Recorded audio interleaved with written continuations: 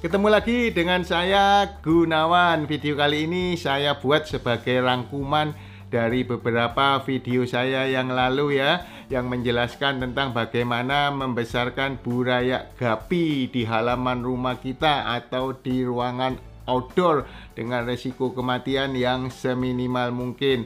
Sebelum dilanjut, saya ingin mengucapkan selamat menunaikan ibadah puasa kepada teman-teman yang sedang menjalankan ibadah puasa.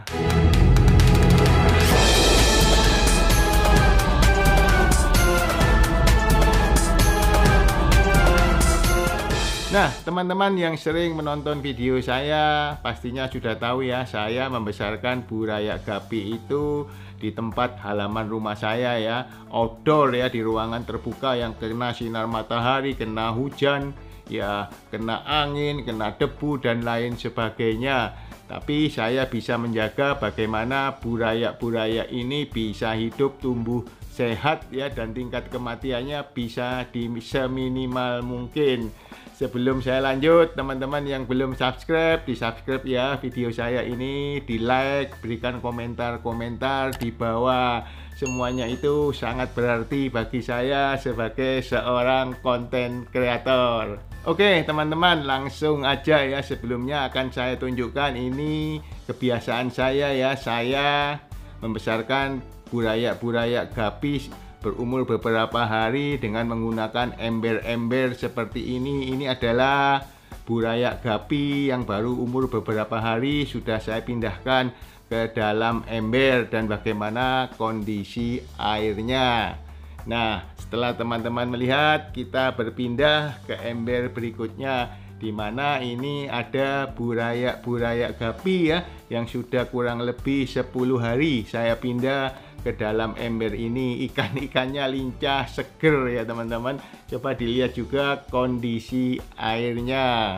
Nah, berikutnya saya tunjukkan, ini ada AFR ya, albino, yang katanya ini mitosnya susah ya, susah untuk dikembangbiakkan oleh yang pemula atau amatir. Tapi nggak usah takut teman-teman, ini adalah AFR yang saya taruh mulai lahir ya, umur 2-3 hari saya pindahkan ke bak ini dan sudah sekitar 2 bulan ini ya, cuman ini belum saya sortir ya. Teman-teman bisa lihat bagaimana kondisi airnya. Sebelum saya lanjut, semua ini yang ya untuk AFR ini sudah 2 bulan airnya tidak saya kuras, tidak saya sifon, dan hanya saya tambahkan air kalau memang airnya menyusut. Nah, selanjutnya kita lihat lagi, ini adalah bak saya yang sudah sekitar 3 bulan nggak pernah saya kuras juga. Ini ada diisi jenis platinum retail ya. Bisa teman-teman lihat kondisi airnya bagaimana. Oke, kalau sudah kita lanjut ini ya. Ada metal pingu. Teman-teman lihat bagaimana kondisi airnya. Dan perlu saya tekankan bahwa tingkat kematiannya itu sangat minimal ya. Berarti saya berani ngomong itu ya sekitar 90%, boleh dikata 90% lebih lah ya tingkat hidupnya itu ya. Jadi ya benar-benar kita nggak stres ya, banyak ikan gapi yang mati pada waktu kita besarkan. Nah teman-teman, para pemula terutama ya, tentunya banyak yang stres ya begitu. Wah, ini ikan gapinya nggak beranak-beranak, udah beranak 2-3 hari kemudian banyak yang mati, atau udah di keeping seminggu 2 minggu mati semua kena jamur ya. Nah ini teman-teman, cara saya untuk maintain atau mengelola bagaimana supaya bak ini bisa tetap bening meskipun 3 bulan tidak dikuras adalah dengan cara sebagai berikut teman-teman. Ya, yang pertama, ukuran baknya jangan terlalu kecil, diameternya paling tidak sekitar 50 cm lah kurang lebih ya.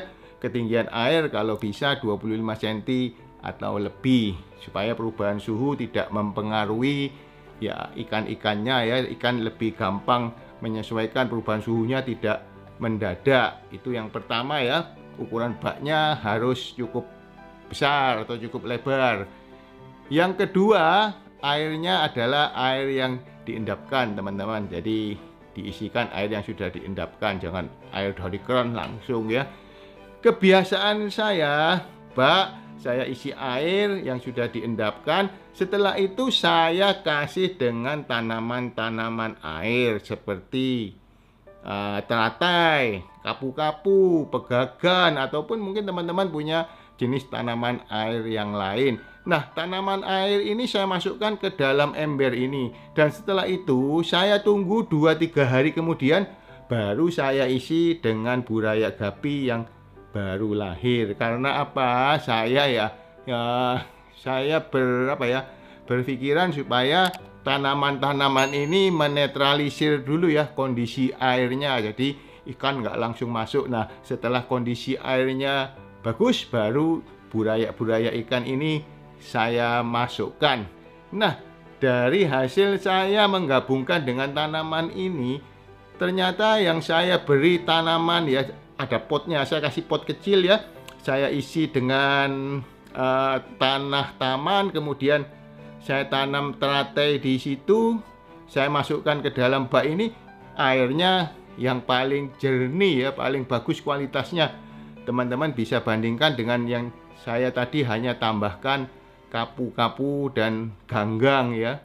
Itu teman-teman. Jadi yang pertama ukuran bak, yang kedua saya tambahkan tanaman air, yang ketiga yang ini menurut saya penting ya, tambahkan probiotik. Nah, saya biasanya pakai ini teman-teman, Vega, tapi teman-teman terserah lah, teman-teman mau pakai probiotik yang apa ya, EM4 atau yang lain ya, sesuai dengan teman-teman yang miliki ya.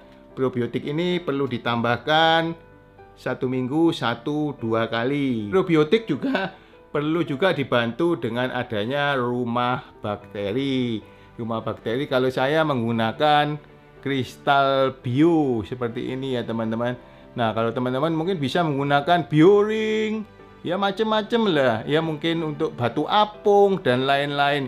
Yang penting ada semacam rumah bakteri lah, sehingga probiotik ini nanti akan mendorong dengan cepat tumbuhnya bakteri-bakteri positif yang bisa menetralisir amoniak dan juga bisa menjernihkan air. Nah, kalau saya lihat di sini ya, ini fungsinya probiotik ini adalah ya salah satunya meningkatkan kejernihan air, melarutkan racun dan zat berbahaya, melindungi pencernaan uksus, menghilangkan bau amoniak dan nitrit, mengurangi kotoran ikan dan sisa pakan. Sebagai bakteri starter juga ya, dapat digunakan untuk karantina dan pengiriman. Wah, ini lengkap ini ya. Nah, dari sini bisa kita ketahui bahwa yang menyebabkan air itu kualitasnya tetap terjaga adalah dari probiotik ini, ditunjang dengan media dari rumah bakteri ini. Nah, selanjutnya teman-teman, yang perlu diperhatikan juga pastinya bak ini akan sering terkena hujan ya, apalagi musim penghujan. Biasanya untuk menetralisir ya, setelah kena hujan keras, saya tambahkan garam ikan ya. Garam ikan lah teman-teman, yang punya garam ikan kasih aja. Tapi kalau saya suka menggunakan mineral tablet seperti ini ya, karena ini lebih ringkas ya teman-teman. Bentuknya seperti pil begitu ya. Dan ya sepertinya ini kualitasnya lebih bagus dari garam ikan yang biasa. Tapi ya teman-teman nggak perlu kecil hati ya, kalau yang hanya punya garam ikan biasa ya pakai aja. Saya dulunya pakai garam ikan biasa, tapi setelah mengenal mineral tablet ini saya menggunakan mineral tablet ini. Nah, itu tadi teman-teman detail dari apa saja yang dibutuhkan supaya kita berhasil dalam berternak ikan gapi di ruangan atau di halaman rumah kita. Yang penting lagi adalah manajemen pakannya teman-teman.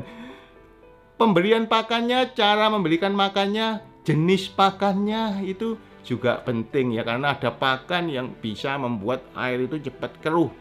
Pakan pelet juga ya, pakan hidup juga ada yang membawa parasit dari luar. Saya sih lebih senang menggunakan Polaret ya. Nanti untuk pakan akan saya buatkan video khusus ya, dari mulai burayak sampai dengan indukan, pakan yang saya gunakan itu berbeda. Nah, yang perlu diperhatikan lagi adalah adanya predator-predator ya kalau kita berternak gapi di ruangan halaman rumah kita ya. Yang utama itu katak, teman-teman. Katak ini benar-benar harus dijaga ya.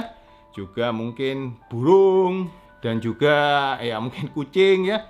Burung yang mungkin burung ya nggak ada burung pemangsa, tapi yang berbahaya itu adalah kotoran-kotoran burung ya. Mungkin burung buang kotoran kita nggak tahu masuk ke dalam bak dan itu bisa menjadi penyakit buat gapi. Nah teman-teman, terutama teman-teman yang baru memulai, itulah teman-teman tips dari saya supaya teman-teman bisa segera berhasil menjadi seorang breeder ya, atau seorang yang keeping gapi yang handal ya. Jadi teman-teman ini nggak hanya beli gapi itu mati beli ya, tapi bisa berternak sendiri ya. Oke teman-teman, kalau mungkin masih ada yang kurang jelas, teman-teman bisa membuat pertanyaan di kolom komentar, atau mungkin ada teman-teman yang sudah punya banyak pengalaman, bisa berbagi pengalaman di kolom komentar. Oke teman-teman, sampai ketemu di video saya selanjutnya.